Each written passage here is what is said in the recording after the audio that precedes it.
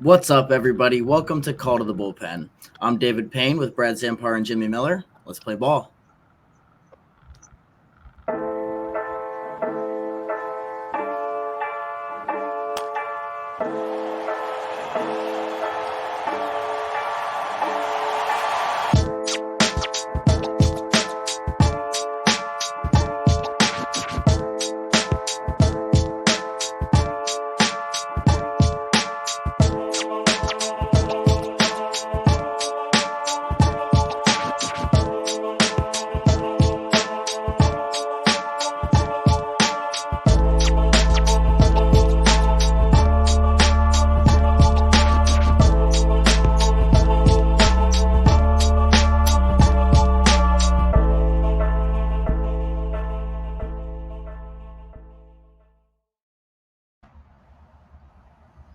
What's up, guys? It's our first episode of the regular season. We have our first chatting cage of the season here. We're going to use it to talk about some teams that might be overperforming or might be underperforming, and we're going to give our takes on which side of the spectrum those teams fall on. So let's kick this thing off right away with the breakout or bust. These are some teams that are playing well to start the season, but we're not sure that they're going to stay that way throughout 162. So let's kick it off here. With the Cleveland Guardians, who are leading the AL Central. It's a weak division.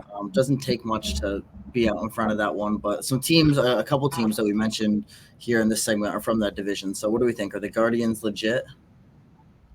I think they're legit in the sense that they're probably going to win the division. They might not go far in the playoffs, as you kind of mentioned. That division's kind of weak. So I think they're legit in the sense that they're going to take this division and run away with it.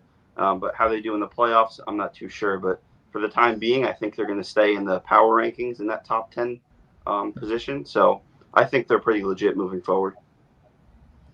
Yeah, one thing about the Guardians this year is that when the Guardians are in contention, they're usually doing it with their pitching, and they're not doing it with the pitching this year. Their offense has scored the most runs in baseball. It's definitely something to monitor. Like you were just saying, Jim, nobody's really going to run away with this division. But if their pitching staff can do what they do year in, year out, they're definitely going to be in that conversation. Yeah, I'm going to go with that's pretty much where they're supposed to be. They're not going to hang around with the Orioles and the Braves and the kind of the teams that they're floating around right now. But I think that as far as AL Central goes, they're legit, right? As legit as you can be in the AL Central. And the next team is going to be an NL Central team. We're going to go over to the Cincinnati Reds. I feel like the Reds are somewhere in a position where maybe a team like the Orioles was a couple years ago, where they're getting started. They're not quite legit, and maybe they go and win a division title in that weak division. But in any other division in baseball, they're not legit. They're not a legit World Series contender. Maybe sneak into a playoff with the expanded format. But I don't see the Reds as being a front runner of any sorts quite yet.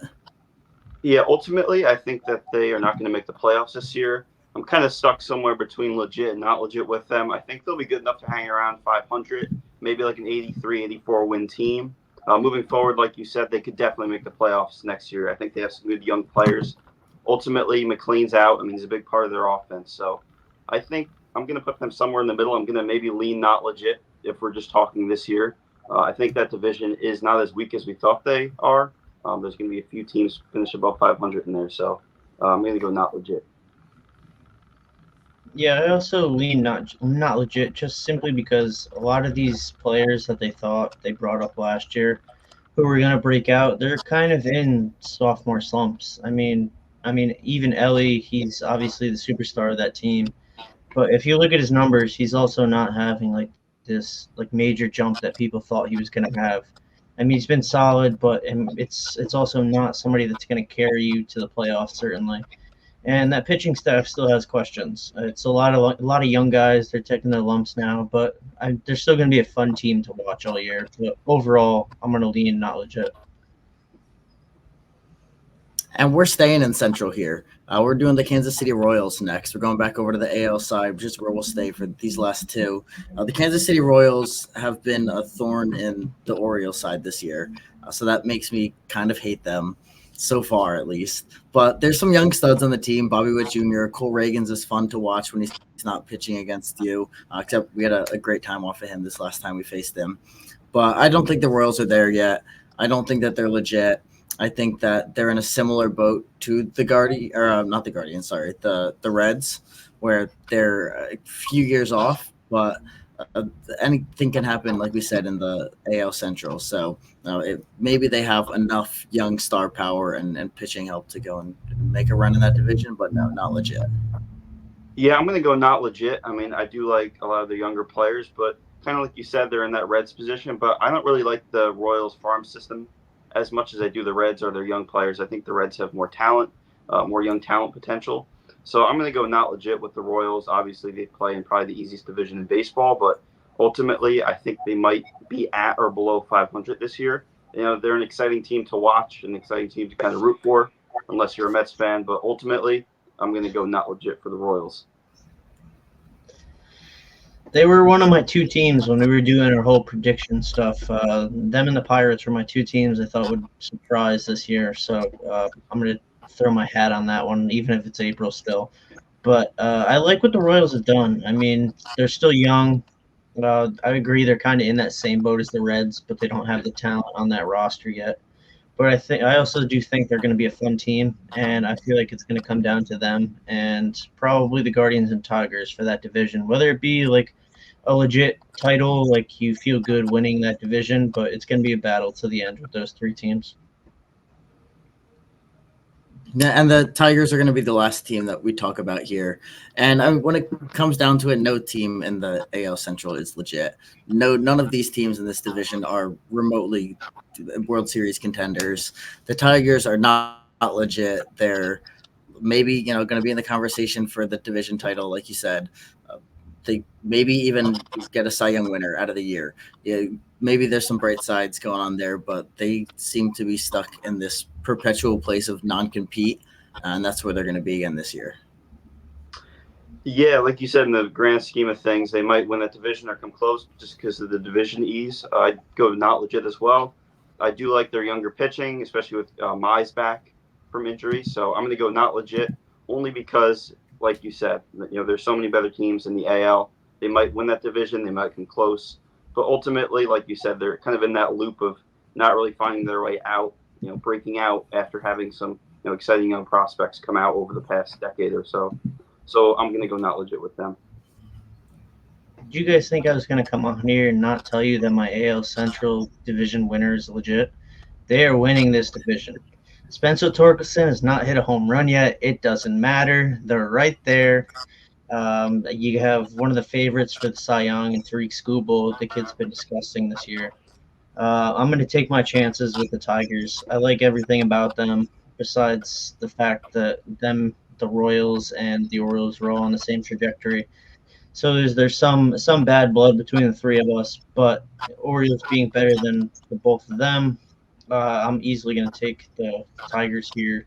That I feel like they're going to be an 86 win team roughly. So if that's what it takes to win this division, so be it. I'll have what he's having. But they suck. The 86 wins is not 86 wins doesn't make you a breakout team. It makes you like just over 500. Breakout team in the Central. Yeah, there's different standards there. Wow. Now we're gonna look at three teams that are underperforming to start the season, and we're gonna say concerned or not concerned with where they're at, where we think they'll end up, and we're gonna start that with the Houston Astros, who are 2-8 in their last 10. They look horrible right now at the bottom of the West. They can't seem to catch a break when it comes to pitching injuries.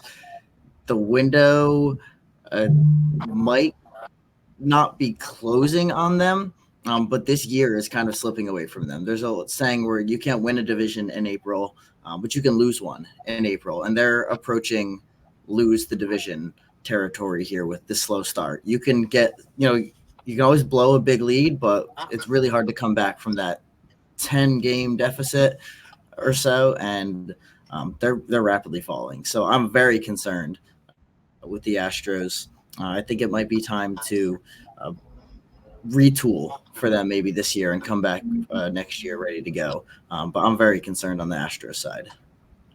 Yeah, I'm definitely very concerned with the Astros. I think you see, I know you guys don't like them, but the Mariners, they have that great young pitching moving forward. They're doing really well. So I definitely do like the Mariners more. I think they've taken a huge leap this year, which obviously, a good team is going to have to kind of go by the wayside. And I think that team is the Astros. I think the Rangers are kind of hanging around there, good enough to strike and pull, to the first place again in that division. But ultimately, yeah, the pitching isn't good for the Astros. Starting pitching is a real concern. So I'm definitely very concerned about them. Well, I'm not going to make the same mistake I made last year. They're dead. Just like I did with the Cardinals last year, I tried to fight for them for as long as I could. They never had a chance in the end. They were dead from the second. I feel like there's very similar circumstances with last year's Cardinals team and this year's Astros team. It's there's like 3-4 veterans in that lineup you can trust, and then that pitching staff is a whole question mark. Albeit it's because of injuries this year for the Astros, but I mean, in the end, their farm system's not good. It's like 27-28 in baseball. They've had this prolonged success, and I think that, like you were saying, David, I think it's going to come to a point where they're going to have to retool this year and accept that it's not going to be their year.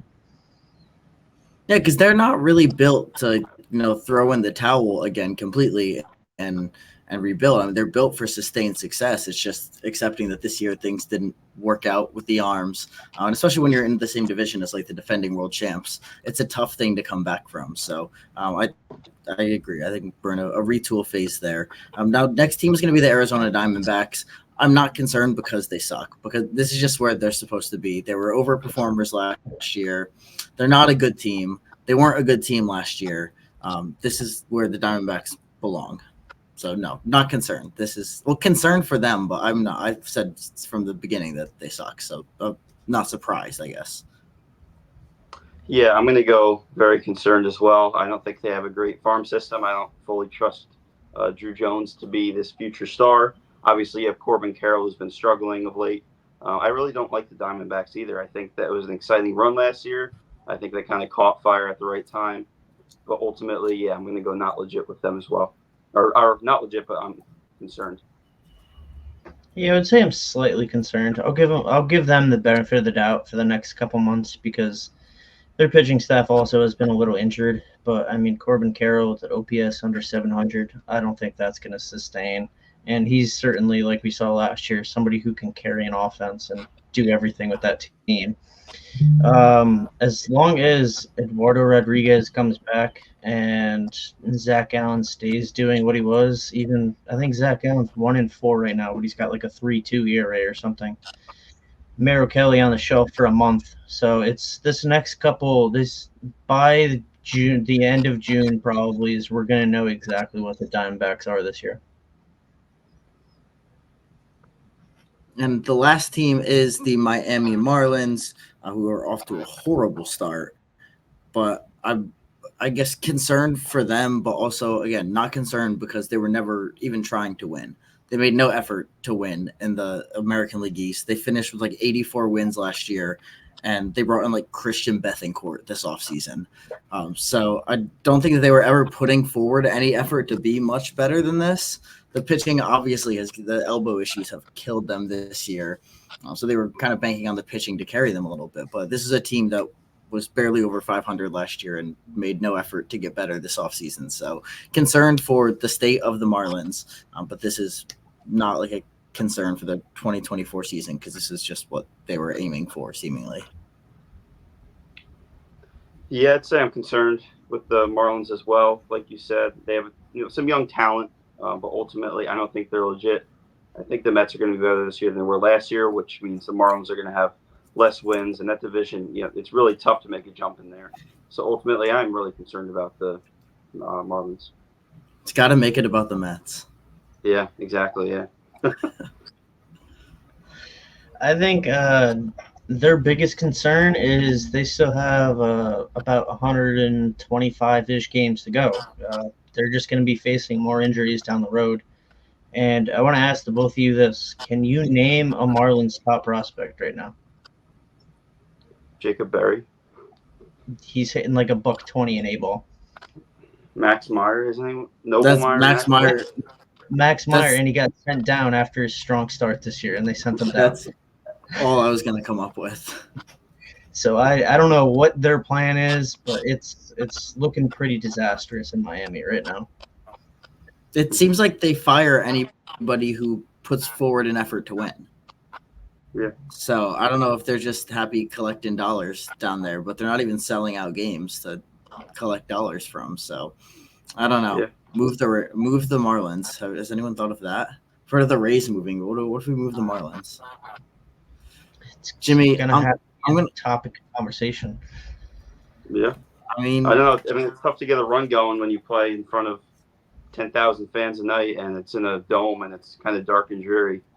but hey, they could bring instruments in, so that's cool, I guess. Yeah. But Jimmy, before we end the segment, I want to get a off the cuff rating of the Mets City Connects that they dropped.